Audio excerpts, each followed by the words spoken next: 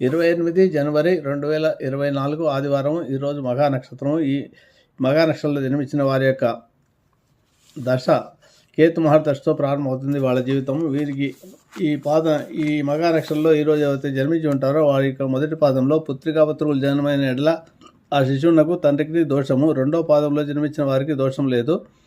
మూడవ పాదంలో పుత్రుడు జన్మించిన తండ్రికి పుత్రిక జన్మించిన తల్లికి దోషం కలుగుతుంది. నాలుగవ పాదంలో జన్మించిన వారికి దోషం లేదు.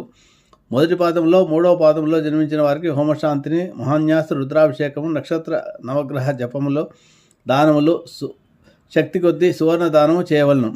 రెండవ పాదము నాలుగవ పాదంలో జన్మించిన వారికి సామాన్య శాంతి, శిశువు యొక్క ముఖను మంత్రములతో నూనెలో తండ్రి చూచుట వలన దోషము తొలగుతుంది. పురుషుడు పుట్టిన మంచి ధైర్యవంతుడు, యోగి అవుతాడు. బలిసిన చెక్కిళ్ళు కలవాడు. కోపం అధికంగా ఉంటుంది.